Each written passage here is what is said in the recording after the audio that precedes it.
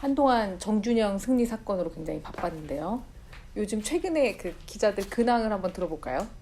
열심히 취재하면서 특히 이제 어벤져스가 난리잖아요. 그래서 정말 다양한 시각으로 접근하기 위해서 많이 노력하고 있습니다. 저의 근황은 1입니다.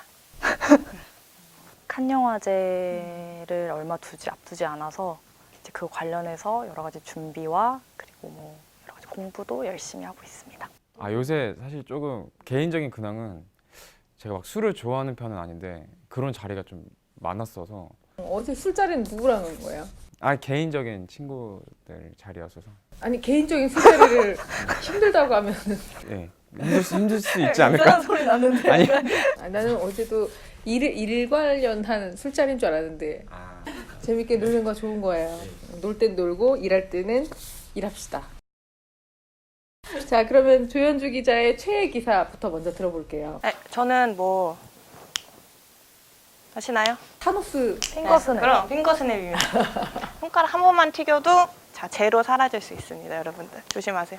어벤져스 엔드게임 들고 왔습니다. 네, 일단 엔드게임 4월 24일에 개봉해서 이제 30일까지 개봉 7일째의 오전에 700만 관객을 돌파했고요. 우리나라 역대 최다는 이제 명량이 기록하고 있는데요. 이제 12일 만에 1000만 관객을 돌파했는데 그것도 지금 넘을 수 있지 않을까 이런 예상이 나오고 있습니다. 왜 이렇게 사람들이 어벤져스 엔드게임에 정말 열광을 하는 건지도 좀 궁금하더라고요. 그러니까 하나의 문화가 된 것 같아요. 마블 작품들은 해리포터나 이제 반지의 제왕과도 좀 비견이 되는데요. 그래서 문화 현상을 말할 때는 어떤 하나의 요인만을 짚을 수 없듯이 마블 작품들도 하나의 문화로서 이제 관객들의 마음에 깊숙하게 자리 잡지 않았나 싶습니다. 왜 지승훈 기자 안 봤다면서요? 예. 그래서 되게 물어봐요. 감흥이 없어요. 어벤져스의 물어봐요. 어떤 영화에 대해서요. 근데 사실 저는 마블 영화를 관심이 크게 없었어서 이러더라고요. 마블은 마블 세계관에 열광하는 그런 사람과 그렇지 않은 사람 이렇게 나뉜다고. 두 사람이 세계가 다른 세계에 사나 봐. 다른 근데 세계라고. 제가 할수 조금 있죠. 특이한 것 같아요. 제 주변인들 다 좋아하는데 관심이 있었는데 저는 좀 이런 영화에 별로 흥미가 없어서 그러면은 지승훈 기자는 스포일러 해줘도 상관이 없겠네요. 그래서 요새는 스포가 굉장히 위험한 것 같습니다. 집단 구타까지 이어지더라고요, 스포일러가. 그래서 스포일러는 정말 어벤져스는 특히 위험한 것 같아요. 네. 진짜로.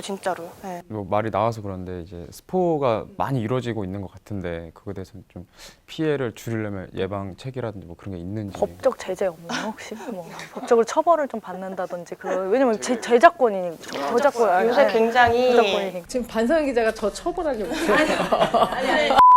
노 스포일러 캠페인이 이제 관객들을 중심으로 팬들 중심으로 이뤄지고 있어요. 그래서 이제 요새는 이제 자발적으로 SNS 안 하기, 지하철 타면은 무조건 이어폰 크게 듣기, 집 앞 카페 가지 않기, 온라인 댓글창 보지 않기, 그다음에 어떤 목동 영화관에 있는 식당에서는 어벤져스 얘기 하지 말아주세요라고 이렇게 붙여놨대요.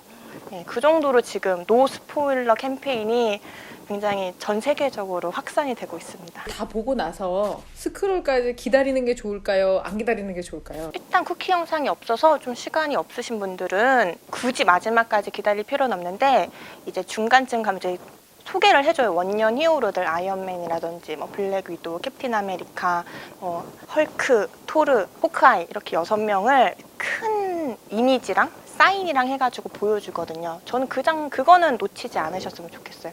굉장히 좀 전율이 일어나는 마지막이었기 때문에 원년 히어로들 있죠. 원년 히어로들에 대한 어떤 저는 마블의 존중과 애정 이런 게 좀 많이 느껴져서 더 감동적인 게 있었어요. 방탄소년단 관련해서 좀 소개를 해주신다면요. 이제 그 팬클럽인 아미와 방탄소년단의 이제 관계를 좀 살펴보는 그런 시간, 그런 기사를 들고 나왔습니다. 예전 같았으면 K-팝 하면 뭐 아시아권에만 이제 한해서 인기 척도를 잡았었는데 방탄소년단 같은 경우는 뭐 남미, 뭐 유럽 이렇게 뭐 가릴 것 없이 다 인정을 받는 상황이니까 뭐 그들의 인기는 전혀 의심할 수 없을 정도로 지금 굉장한 인기를 끌고 있는 거죠. 이번 음원이 굉장히 히트를 뭐 예전에도 그랬지만 더 국제적으로 이제 글로벌적으로 인기가 많이 끌고 있어요, 인기를. 지금 빌보드에서도 성적이 굉장히 좋고 또 영국 차트에서도 뭐 앨범 차트, 뭐 싱글 차트 할 것 없이 다 상위권에 지금 랭크되어 있는 상황이라 사실 비틀즈랑 비견되기도 하더라고요. 그 비틀즈가 예전에 이제 빌보드 앨범 차트에서 그분들이 냈던 앨범 3장이 1년 안에 1위를 차지했었어요. 앨범 차트. 근데 그 이후에는 한 가수도 없었는데 이제 방탄소년단이 지난해 냈던 2장의 앨범과 이번 앨범이 1년 사이에 이제 그 빌보드 앨범 차트 1위를 차지한 빌보드 이후의 첫 가수여서 그런 내용으로 그 비틀즈와 이게 좀 비교가 되고 있죠. BTS의 성공을 논할 때 아미를 빠뜨릴 수가 없잖아요. 어떻게 그 두 관계는 그렇게 굉장히 또 끈끈한지. 사실 BTS 방탄소년단이 이렇게 글로벌적으로 클 수가 있었던 가장 첫 번째 이제 사건이 이제 그 빌보드에서 소셜 아티스트로 뽑힐 때잖아요. 근데 그 소셜로 이제 성공한다는 자체가 방탄소년단을 밀어줬던 팬들, 글로벌적인 팬들과의 이제 단합이 이런 게 워낙 좋았으니까.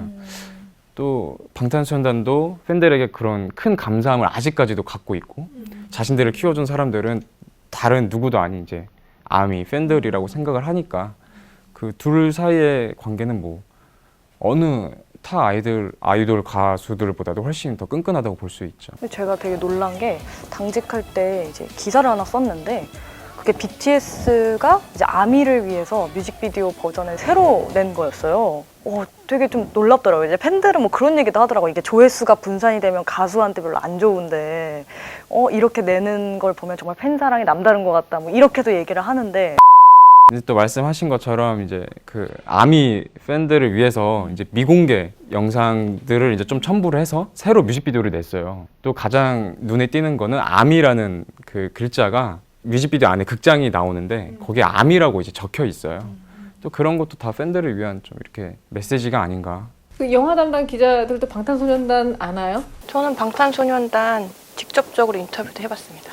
저는 이제 잘은 몰랐는데 인터뷰를 하면서 그때 느꼈던 거는 그때 화양연화 그 전에도 물론 잘 됐지만 지금처럼은 아니었잖아요. 근데 그때도 되게 멤버들이 그 자신감이라고 해야 되나요? 이런 연습과 어떤 노력의 바탕이 된 자신감이 엄청 나더라고요. 그래서 인터뷰 이후에 이분들 너무 대단하신 것 같다면서 더 관심을 많이 가지게 됐던 기억이 있어요. 글로벌적으로 성장하는 걸 보고 사실 대단하다 싶었습니다.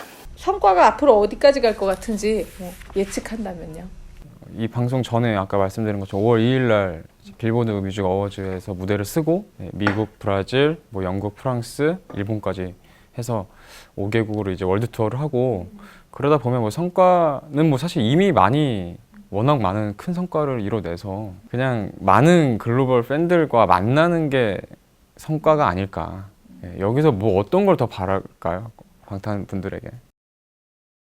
강다니엘 전문 기자, 지승훈 기자의 방탄 소식 들어갑니다. 이번에는 반서연 기자가 이번에 이제 칸 영화제 우리 이제 출장 기자로 됐어요. 그래서 칸 영화제 관련해서 좀 소개를 해주려고 하는데요. 네. 한번 얘기해 볼까요? 정확히 말씀드리면 칸 영화제와 이제 봉준호 감독이 생애 첫 5번째 칸 레드카펫을 밟게 됐기 때문에 봉준호 감독과 칸 그리고 봉준호 감독의 작품 기생충에 대해서 좀 오늘 제가 최애 기사로 뽑아왔습니다. 기생충이란 영화는 어떤 영화인지 좀 간략히라도. 이제 궁금한 또 제목이잖아요. 아 너무 궁금했어요. 네, 너무 궁금해. 또 알려진 바도 별로 없어서 굉장히 보안에 철저했다고 하는데 일단 봉준호 감독이 어떤 얘기했냐. 기생충이 나오는 영화는 아니다. 옥자는 옥자가 나오잖아요. 괴물이 나오잖아요. 기생충은 기생충이 나오지 않습니다. 캐릭터들이 굉장히 위생적으로 굉장히 완벽하다. 이렇게 또 너스레를 떨어서 기자회견장을 굉장히 폭소케 했어요. 네. 이제 다만 어떤 내용이냐. 두 가족이 나와요. 첫 번째 전원백수인 가족 그리고 IT CEO의 가족. 전원백수 가족이 송강호 그리고 IT CEO 가족이 이선균인데요. 이 두 가족이 굉장히 상황도 다르고 형편도 다른데 안 만날 것 같잖아요, 평소에는. 근데 이 송강호네 집 장남 최우식 씨가 이성균네 집에 과외를 하러 갑니다. 고액 과외를 하러 가요. 그러면서 이제 벌어지는 굉장히 흥미로운 이야기를 다룬다고 했는데 다만 이제 송강호 감독이 얘기를 한 게 굉장히 한국적인 뉘앙스를 가지고 있고 정서를 가지고 있어서 외국 관객들이나 뭐 심사위원들이 정확히 100% 이해할지는 모르겠다. 다만 이 작품은 빈과 불안은 보편적인 이야기를 담았기 때문에 해외 관객들에게도 분명히 소구할 수 있는 지점이 있을 것 같다라는 말로 굉장히 기대감을 높였어요. 그래서 이제 제가 칸 영화제 끝나면 또 굉장히 이 작품을 보고 다양한 취재 소식 많이 전해드릴 테니까 궁금한 점 있으면 뭐 봉준호 감독이라든지 기생충이라든지 칸 영화제라든지 좀 많이 남겨주시면 열심히 취재해가지고 오겠습니다. 칸 영화제는 그 영화 감독들에게 어떤 의미인지. 굉장한 영예죠. 아까 말씀드린 것처럼 일단은 칸 영화제 초청받았다는 것 자체가 자신에게 어쨌든 스포트라이트가 다 집중이 되잖아요. 또 이런 감독 개인적으로 그리고 작품에 대한 그런 주목도를 높이는 데 또 기여할 수 있고요. 뿐만 아니라 또 칸 영화제와 함께 열리는 칸 마켓이라는 곳이 있어요. 영화라는 게 사실 어떻게 보면 이런 상품 판매하는 그런 액도 굉장히 중요하기 때문에 가장 세계에서 큰 칸 마켓에서 얼마의 수익을 거두느냐 이런 것도 감독들한테는 굉장히 좀 중요할 수 있는 부분이죠. 봉준호 감독은 이번에 기생충으로 총 5번째 칸에 진출을 했는데요. 봉준호 감독이 처음 이제 칸과 인연을 맺게 된 거는 2006년 괴물을 통해서 맺게 됐어요. 비공식 부분에 감독 주간이라는 그곳에서 이제 봉준호 감독의 괴물이 소개가 됐고요. 그 이후에 이제 도쿄와 마더가 이제 주목할 만한 시선에 이제 초청이 됐고 그 이후에 이제 2017년이죠. 옥자가 이제 처음으로 경쟁 부분에 이제 초청이 됩니다. 그 이후 이제 2년 만에 기생충으로 또 한 번 이제 경쟁 부분에 진출하는 또 그런 영예를 거뒀죠. 근데 경쟁 부분이라고 한다면 최고상인 황공 종려상을 두고 겨룰 수 있다는 그 점이 가장 경쟁 부분 초청작의 특징이라고 볼 수가 있을 것 같아요. 그렇게만 알아두셔도 메인은 경쟁이다. 이렇게 알아두시면 좋을 것 같습니다. 작년에는 조현주 기자가 갔다 왔잖아요. 그 칸 영화제 취재하면서 가장 좀 재미난 에피소드 같은 거 있었어요?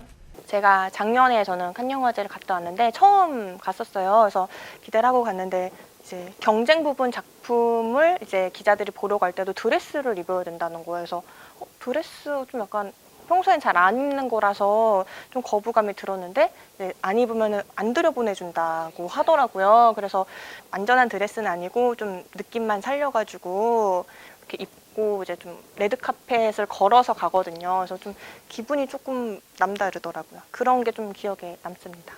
그 조언을 반서연 기자한테 좀 해준다면요. 드레스는 현지 가서 사라. 네, 감사합니다. 아무튼 그 세 기자 모두 수고하셨고요. 이제 바로 결과를 발표하도록 하겠습니다. 자, 과연 누가 남고 누가 떠날 것인가? 조현주! 오늘 조현주 기자가 뭐 다들 알다시피 활약을 많이 했어요. 자, 그리고 두 번째 탈출자는